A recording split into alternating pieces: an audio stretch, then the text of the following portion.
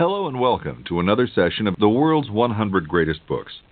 In the next few minutes, we'll explore the comic novel of Don Quixote de la Mancha and its author Miguel de Cervantes Saavedra. This great novel is about Don Quixote, a poor country gentleman from La Mancha in central Spain, who has an obsession for reading tales of chivalry. This incessant reading makes him insane. He becomes, in his fevered imagination, a noble knight and sets off in search of adventure, to right the wrongs of the world. To Don Quixote, everyday objects seem to pose irresistible heroic challenges. The result is a lengthy and comic series of absurd exploits, which also raise questions about fact and fiction, reality and illusion. Miguel de Cervantes was born in 1547 near Madrid, Spain. He was the fourth of 7 children of a poor surgeon. Since his father, Rodrigo de Cervantes, moved around a great deal, little is known of Cervantes' early education. However, in 1568, at the age of 21, he is known to have attended the city school of Madrid, where he was a student of Juan López de Hoyos, a Spanish follower of Erasmus. 2 years later, in 1570, Cervantes joined the Spanish army in Naples and fought in the historic Battle of Lepanto in 1571, where the Turkish fleet was defeated. In the fighting, Cervantes lost his left hand. Later, after participating in a North African campaign, he and his brother Rodrigo were captured by pirates. While Rodrigo was ransomed after 2 years, Cervantes wasn't freed for 5. In 1584, at the age of 37, he married Catalina de Salazar y Palacios. The next year, he published his novel La Galatea. He also wrote a number of plays during the 1580s, but only 2 of them, La Numatia and Pictures of Algiers, have survived. For a number of years, beginning with 1587, Cervantes worked for the government of Spain, requisitioning supplies for the military. At the age of 58, in 1605, while living in Valladolid, Cervantes published the first part of Don Quixote. While the book was an immense success, he did not receive enough money from it to improve his meager financial condition.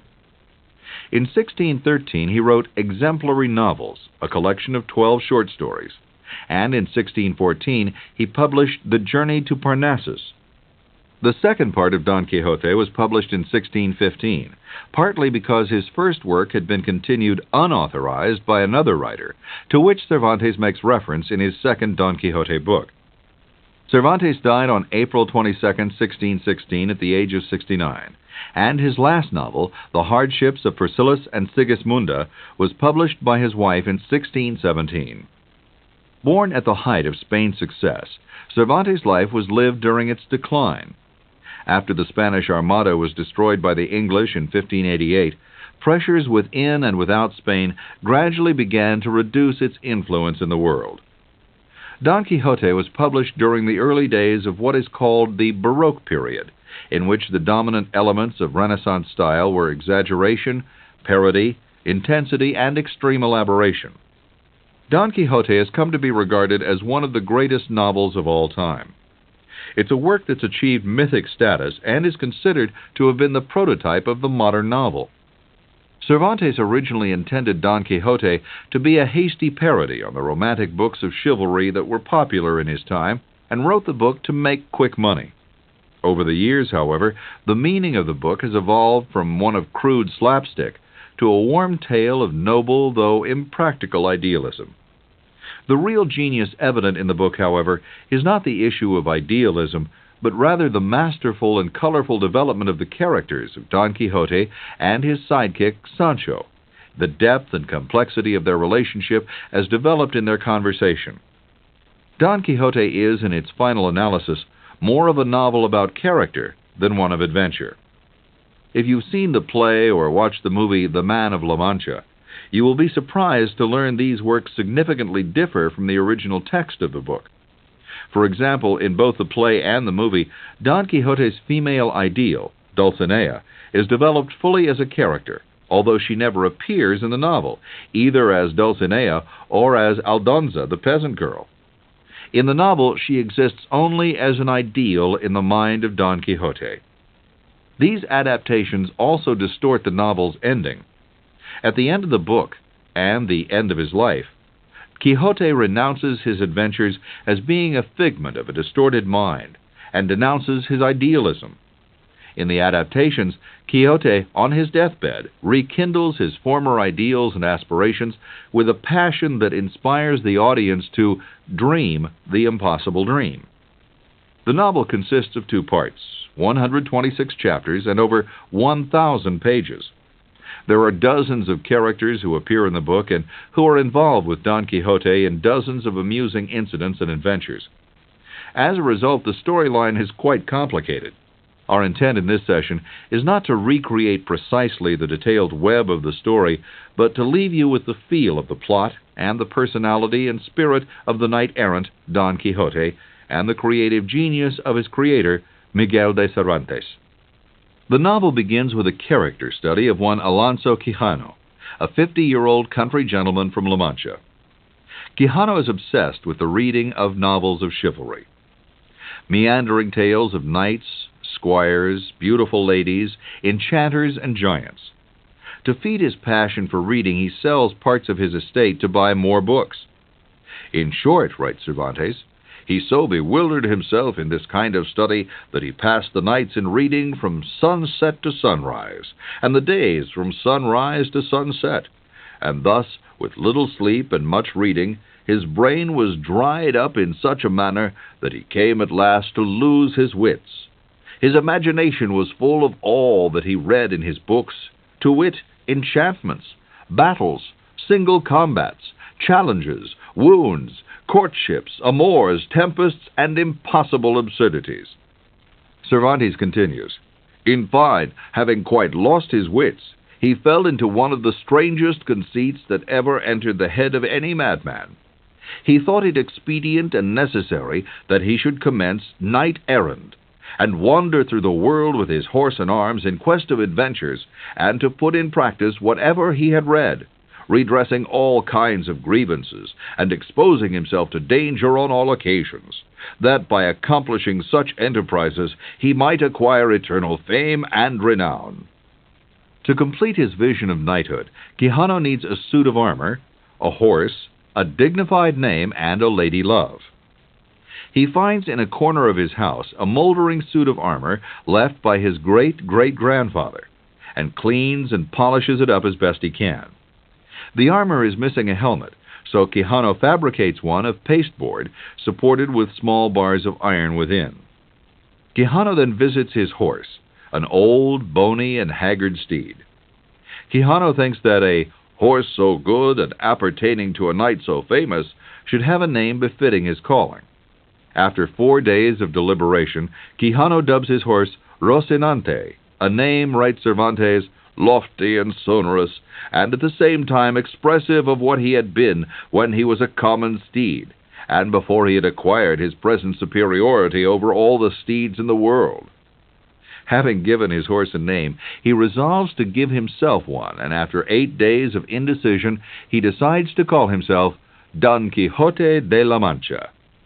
And now, Cervantes writes, his armor being furbished up, the morion converted into a perfect helmet, and both his steed and himself new-named, he persuaded himself that he wanted nothing but to make a choice of some lady to be in love with, for a knight-errant without a mistress was a tree without leaves or fruit, and a body without a soul.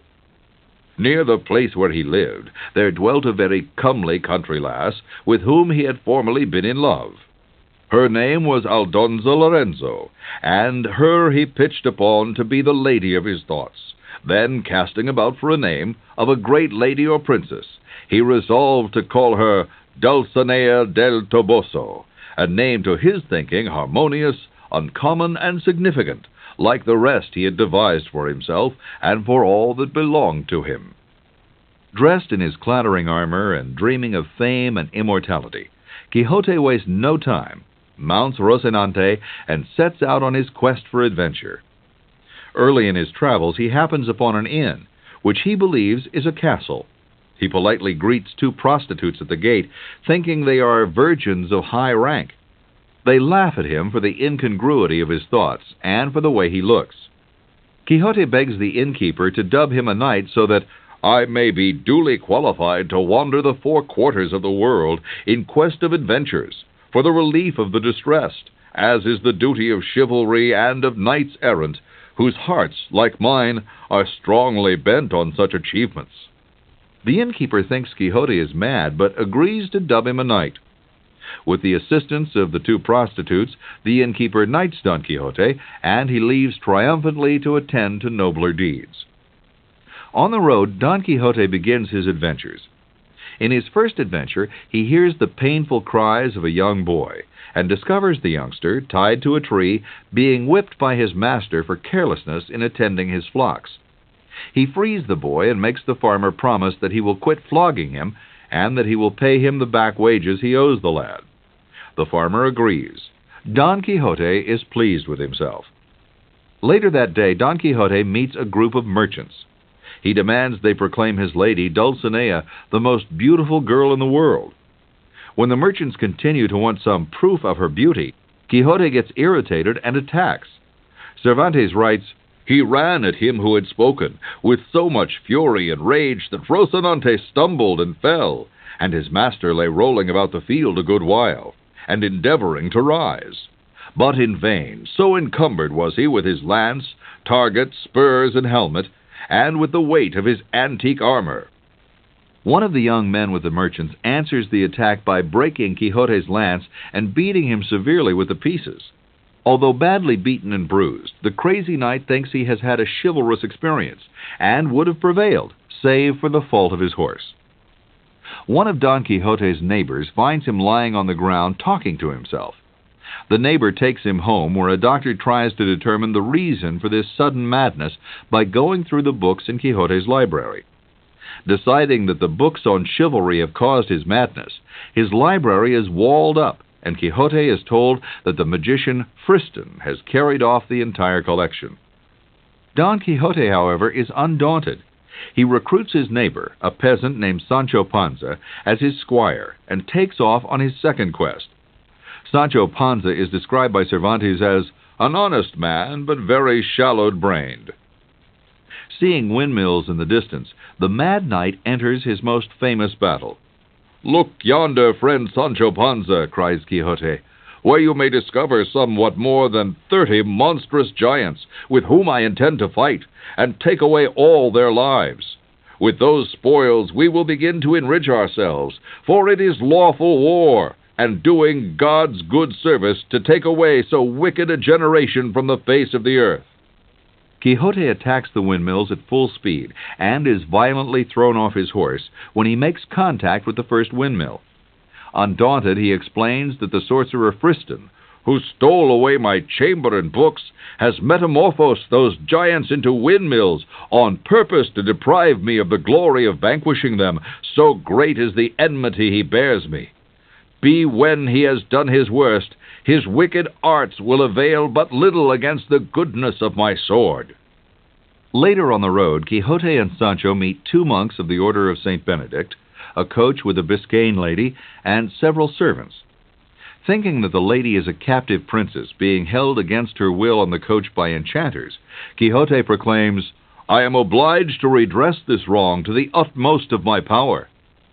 Quixote attacks. The clergymen flee, but when Sancho proceeds to loot the saddlebags of a mule they left behind, their servants beat him soundly and leave him lying bloody and battered on the road.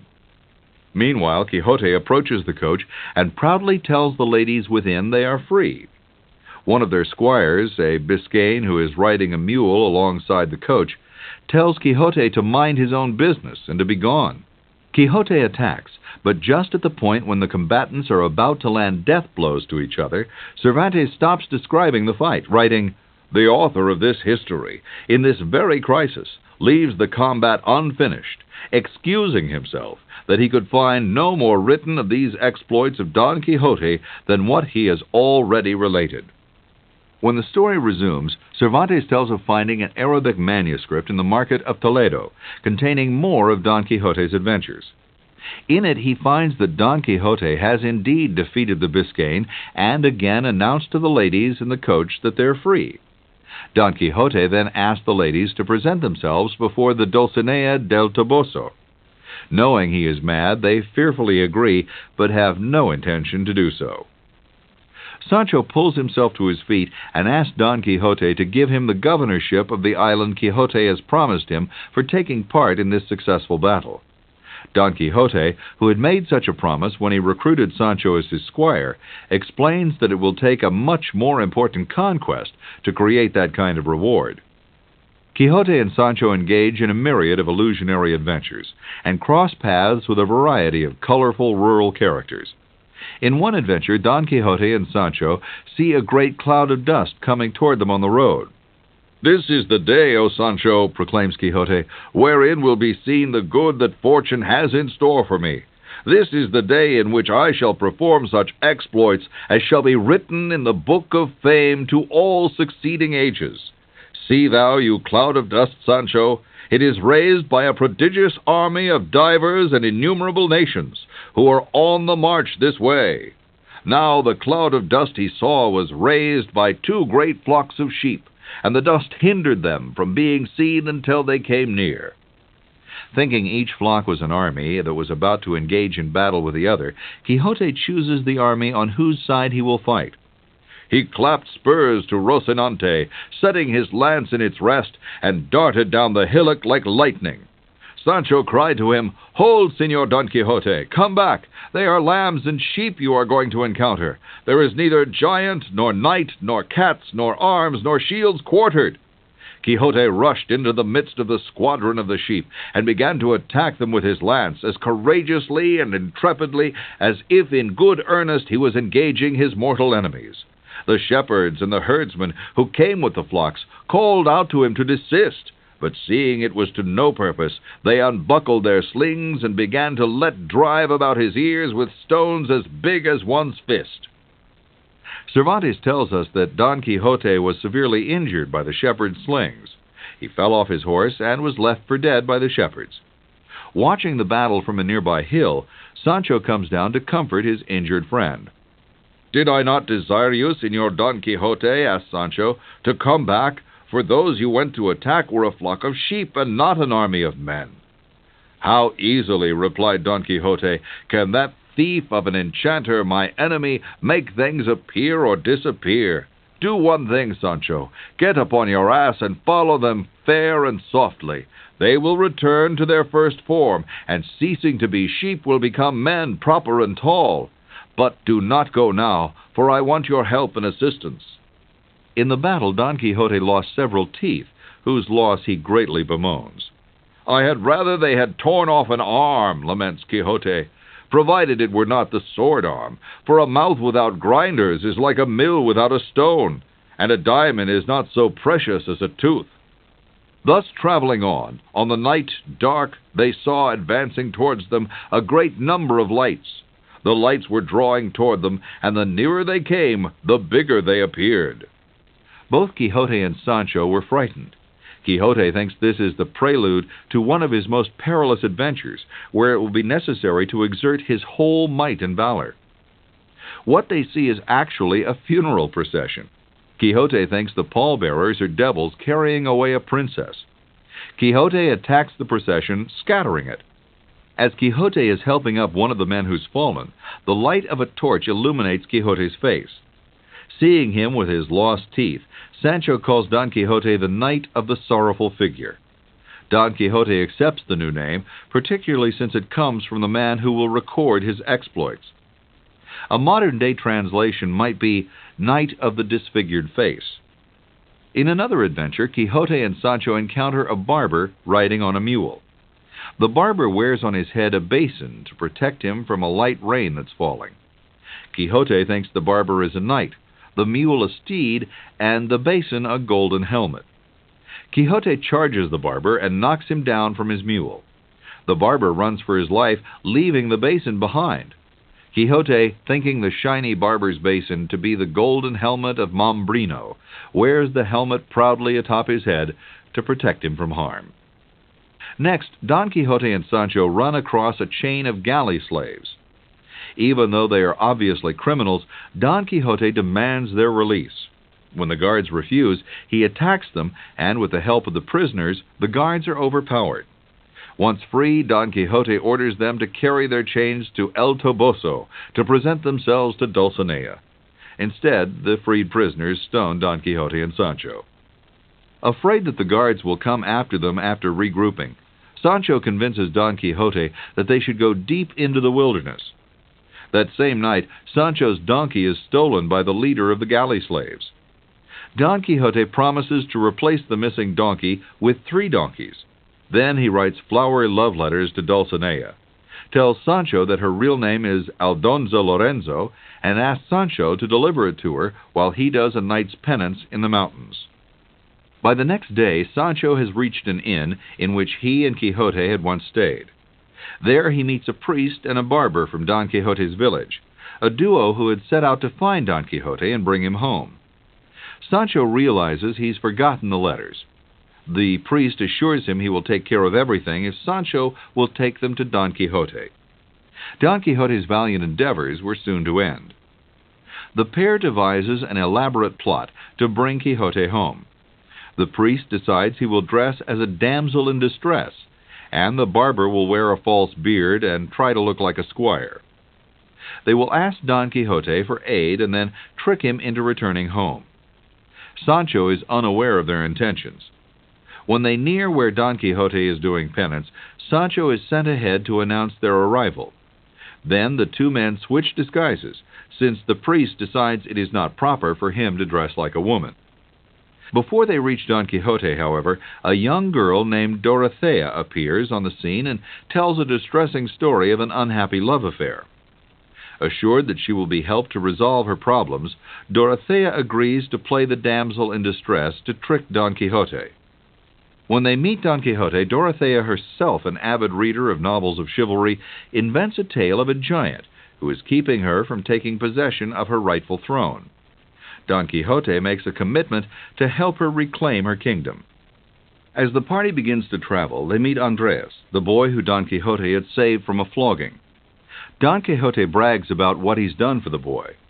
"To convince you of what importance it is that there should be knights-errant in the world to redress the wrongs and injuries committed in it by insolent and wicked men, you must know, good people, that a few days ago," Quixote then proceeds to detail how he saved the boy. But Don Quixote is humiliated when the boy tells what happened to him after the knight had left. "By your worship's abusing him so unmercifully," Andrea says to Quixote, "and calling him so many hard names, his wrath was kindled, and not having it in his power to be revenged on you, no sooner had you left him, but he discharged the tempest on me, in such a sort that I shall never be a man again while I live." Not only had he been savagely beaten, the boy says that he has been in a hospital ever since, recovering from the injuries received from the second lashing. Then he begs Don Quixote never to help him again, saying, "Though you see they are beating me to pieces, do not succor nor assist me, but leave me to my misfortune, which cannot be so great, but a greater will follow from your worship's aid, whom may the curse of God light upon, and upon all the knights-errant that were ever born in the world." The next day the party reaches the same inn where Sancho had met the priest and the barber. Don Quixote goes to bed. The priest tells the innkeeper that Quixote has gone crazy from reading too many books on chivalry, and thus to be patient and kindly indulge his strange behavior. That evening Don Quixote, thinking the inn to be an enchanted castle, decides that he must stand watch outside the inn.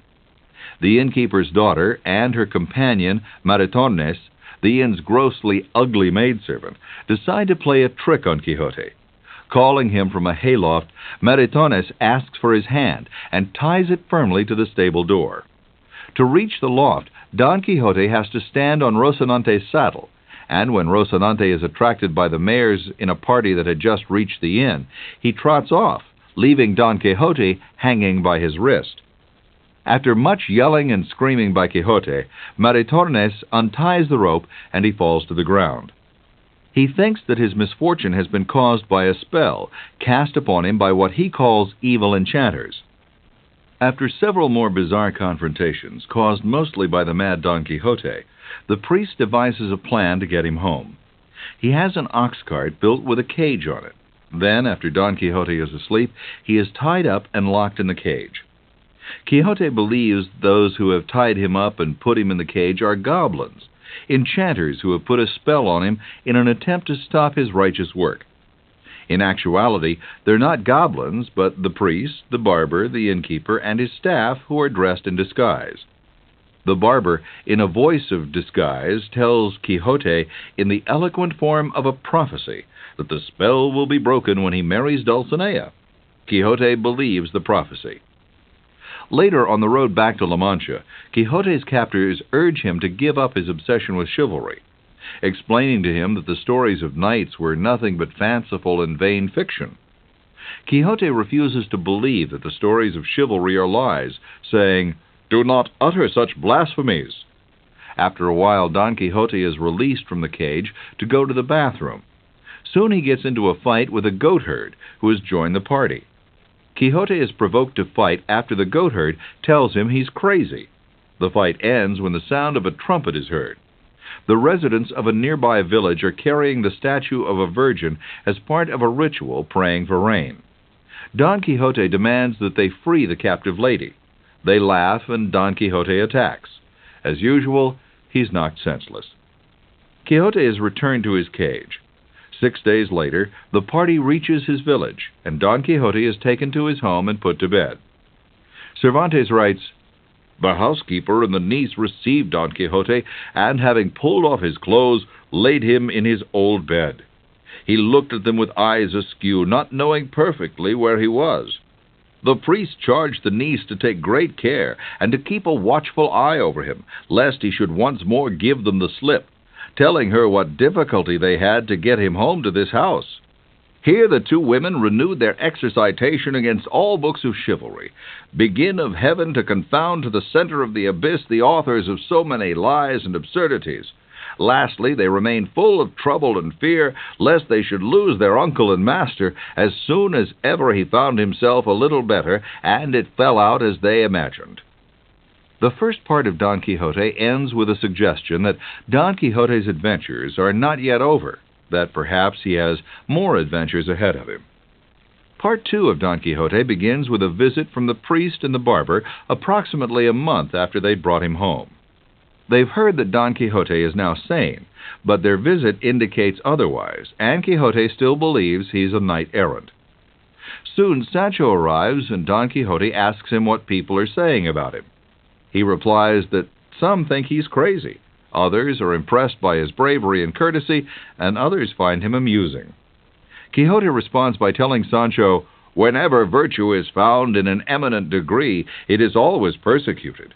Few or none of the famous men of times past escaped being calumniated by their malicious contemporaries." Sancho then tells Don Quixote he should talk to a man named Samson Carrasco, who has told him of a book written about Don Quixote's exploits. Don Quixote immediately sends Sancho to find Carrasco. Don Quixote is astounded that his exploits could have been published in such a short time, since the blood of his enemies he had slain was still reeking on his sword blade. Quixote thinks the book is the product of enchanters and begins to worry about the accuracy of the accounts of his exploits. Carrasco arrives and calls Don Quixote a great knight. The three men discuss the published account of Don Quixote's exploits, questioning only the author's inclusion of Don Quixote's many beatings. Samson then tells Don Quixote that the author has promised a second volume of Don Quixote's exploits, which causes Sancho to say he would look forward to being on the road again. Thus encouraged, Quixote and his squire set out again in search of even greater adventure that will be more violent and crazier than the first. Their first adventure finds them on the road to El Toboso to visit with Quixote's lady-love Dulcinea. Since Sancho has made up an elaborate story of his first visit to Dulcinea, Don Quixote asks him to guide him to her house. Since Sancho hasn't been there, he offers up a number of excuses, then tells Don Quixote to lead the way. Don Quixote admits he has never seen Dulcinea and has fallen in love with her only on what he has heard. Sancho convinces Don Quixote to wait in the woods nearby while he announces Don Quixote's arrival. Sancho decides that the first country girl he sees will be Dulcinea. He runs across 3 ugly peasant girls, wenches in Cervantes' words, riding mules, and brings Don Quixote to see them. Don Quixote isn't impressed, saying they look like what they are, ugly peasant girls. But Sancho says that a spell has been cast over them, and he sees them all in their regal beauty. He identifies one of the girls as Dulcinea. Convinced, Don Quixote kneels before his lady. Thinking they are made fun of, the girls flee. But the girl Sancho has designated as Dulcinea falls off her mount. When Don Quixote attempts to help her up, she leaps on her mule and gallops off. Don Quixote is deeply disturbed by the spell he believes has been cast over his lady. He exclaims, "How am I persecuted by enchanters? And take notice how far their malice and the grudge they bear me extends, even to the depriving me of the pleasure I should have in seeing my mistress in her own proper form. Surely I was born to be an example to the unhappy, and the butt and mark at which all the arrows of ill fortune are aimed and leveled." It's not long before Don Quixote comes across another knight, first called the Knight of the Wood, who is also accompanied by a squire. Quixote overhears the knight bragging that he has conquered Don Quixote in a joust, and made him swear that his lady, Casildea de Vandalia, not Dulcinea, was the most beautiful woman in the world. Don Quixote, insulted, challenges the knight to combat, and the 2 men prepare to fight at dawn. Meanwhile, Sancho has been challenged to a fight by the Knight of the Wood's squire. As the 2 knights are about to joust on horseback, Sancho, who does not want to fight the squire, distracts Don Quixote because he wants help climbing a tree. Meanwhile, the other knight, who has already begun his charge, reins in his horse when he sees Don Quixote is distracted by Sancho. Then, when Don Quixote rushes to the attack, the other knight, now called the Knight of the Mirrors because of his shiny armor, cannot get his horse to move. Don Quixote easily knocks him to the ground. When Don Quixote removes the knight's helmet, he's shocked to see the face of Samson Carrasco, the young bachelor who brought Quixote the book about Quixote's adventures that inspired him and Sancho to begin their second set of adventures. His squire, who is also disguised, is Tomé Cecial, an acquaintance of Sancho's. It is later revealed that the battle was planned by Carrasco with the help of the priest and the barber to force Don Quixote to return home. Don Quixote decides that the Knight of the Mirrors and his squire are not really Samson and Tomé. They have just been magically made to look like them, much as his beloved Dulcinea was transformed into an ugly peasant girl. Sancho, knowing that the transformation of Dulcinea was his own plot, is beginning to have doubts about Don Quixote's sanity. Later, during a puppet show, Don Quixote goes mad, intervening to save the hero and heroine from a band of attacking Moors. Cervantes writes, Quixote unsheathed his sword, and at one spring he planted himself close to the show, and with a violent and unheard-of fury began to rain hacks and slashes upon the Moorish puppets, overthrowing some and beheading others, laming this and demolishing that. Many of the puppets are destroyed, and when Don Quixote comes to his senses and realizes what he's done, he offers to pay for the damages, blaming his madness on the work of enchanters. The adventure continues when Don Quixote and Sancho meet a duke and duchess. Although Don Quixote embarrasses himself by falling off his horse when he attempts to greet them, the duke and duchess seem pleased to meet him. Don Quixote and Sancho are invited to the couple's castle, and for the first time, Don Quixote really believes he is a true knight. Knowing full well that Don Quixote is crazy and Sancho is gullible, the Duke and Duchess decide to have some fun with them. During the evening meal, the Duke announces that he's giving Sancho the governorship of an island in his realm. And after dinner, 4 young women are called to wash Don Quixote's beard. To make it look like a custom of the castle, the Duke has his beard washed also. Sancho is also surprised by the strange practice, but the Duchess assures that he will receive the same treatment and sends him off with her attendants. Later, Don Quixote tells the Duke and Duchess about Dulcinea del Toboso, his imaginary lover. He admits that she may be a fanciful creation, but says he believes that she's been transformed by sorcerers who cannot conquer him directly. During the conversation, Don Quixote admits being concerned about Sancho's ability to govern the Duke's island, but says he will coach him before he takes office. Soon, in a conversation with Sancho, Sancho tells the Duchess that Dulcinea is not real. He tells her of the trick he played on Quixote with the ugly country girls, and he tells her that Quixote is a madman. Sancho says, "I should have left my master ere now. Follow him I must. We are both of the same town. I have eaten his bread. I love him. He returns my kindness, and above all I am faithful. And therefore it's impossible anything should part us but the sexton's spade and shovel." The Duchess tells Sancho that Dulcinea really exists, and that she is really under a spell as Don Quixote believes. The Duchess says, "And believe me, Sancho, the jumping wench was and is Dulcinea del Toboso, who is enchanted. And when we least think of it, we shall see her in her own proper form, and then Sancho will be convinced of the mistake he now lives in." Sancho now believes that Dulcinea is real, and has a new, renewed faith and confidence in Don Quixote. The Duchess is only setting up Sancho and Quixote for a series of cruel jokes. A few days later, the Duke and Duchess take Quixote and Sancho into the woods for a hunt, as a setup for the first of the cruel ruses. After night has fallen, a large marching army composed of sinister-looking figures arrives in the forest. One man, who looked like the devil, passed before the group, and the Duke asked who he was, where he's going, and what soldiers are those who seem to be crossing the wood. Cervantes writes, "The courier answered in a hoarse and dreadful voice, 'I am the devil, and am going in quest of Don Quixote de la Mancha. The people you inquire about are 6 troops of enchanters who are conducting the peerless Dulcinea del Toboso in a triumphal chariot. She comes enchanted with the gallant Frenchman Montesinos to inform Don Quixote how the same lady is to be disenchanted.'" Finally, a cart carrying a veiled Dulcinea and the magician Merlin arrives, roles played by 2 of the Duke's servants. Merlin says that for Dulcinea to return to her original state, Sancho must voluntarily give himself 3,300 lashes. Sancho refuses. Dulcinea shows her face to be beautiful, but Sancho still refuses until the Duke threatens to take away his governorship and says he can take his own time in whipping himself. Finally, Sancho accepts, much to Don Quixote's delight.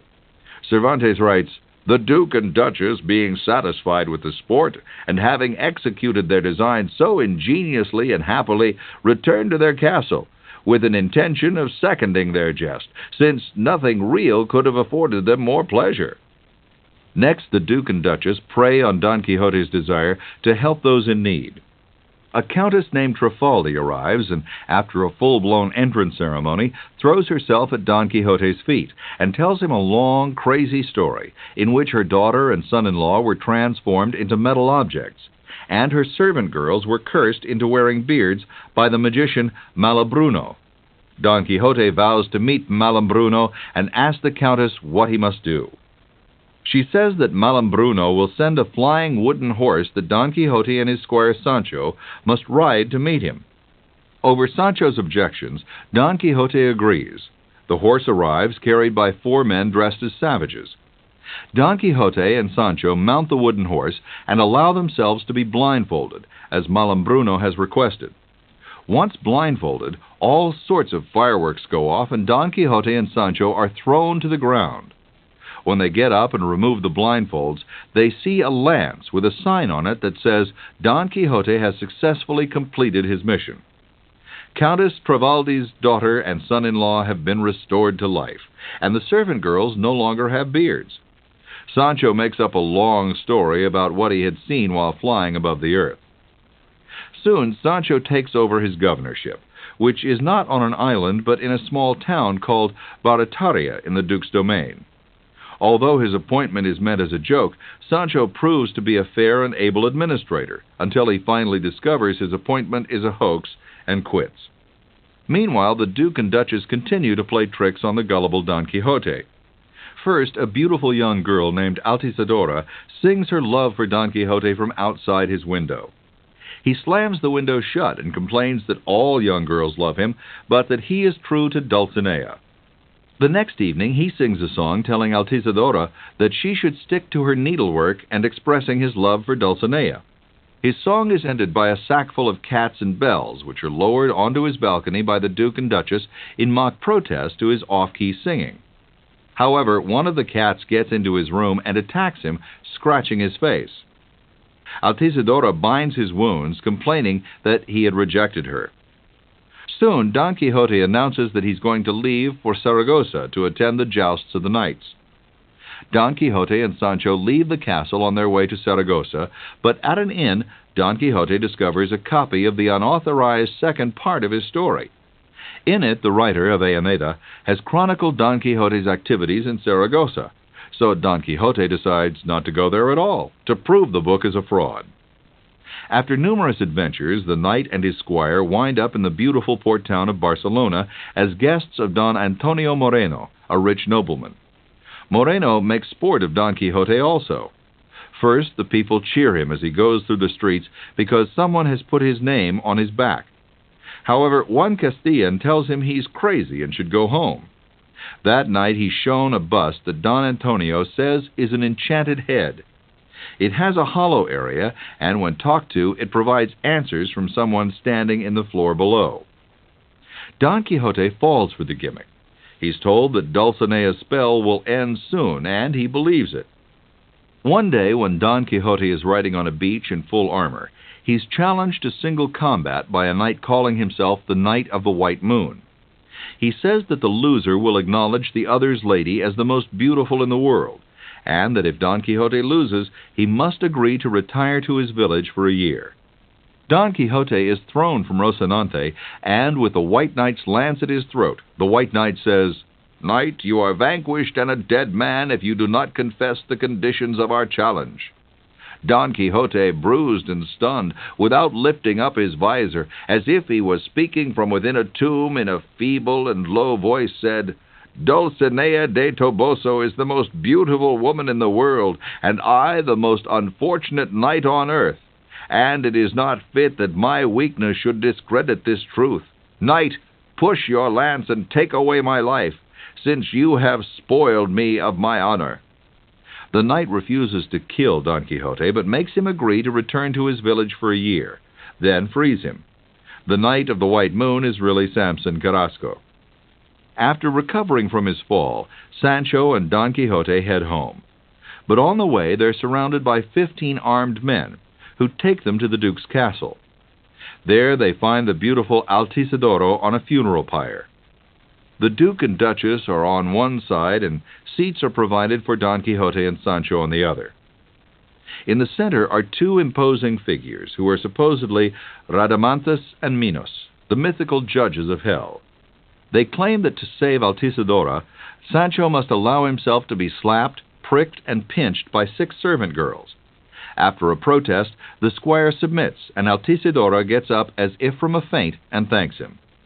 Of course, this was another one of the Duke's games. Finally, Don Quixote and Sancho leave the castle for good.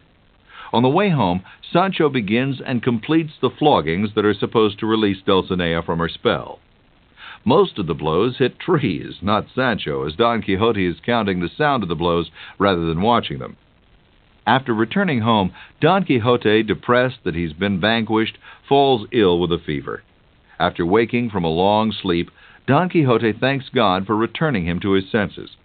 He confesses to his friends, the priest, the bachelor Samson Carrasco, and the barber, "Give me joy, good gentlemen, that I am no longer Don Quixote de la Mancha, but Alonso Quijano. Now all the histories of knight-errantry are to me odious and profane. I was led by reading them.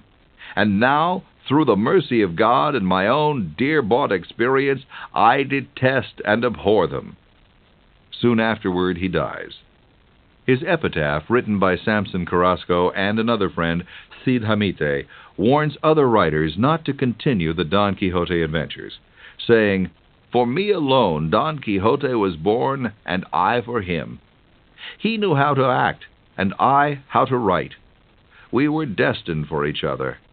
My only desire was to bring into public abhorrence the fabulous and absurd histories of knight-errantry, which by means of that of my true and genuine Don Quixote begin already to totter, and will doubtless fall, never to rise again. Farewell." Thus ends the epic tale of Don Quixote, one of the greatest novels of all time. A comedy, a denouncement of chivalry, a story of idealism, honor, service, and love. Such an interpretation, like a good parable, is based only on the experience and current state of the mind of the reader.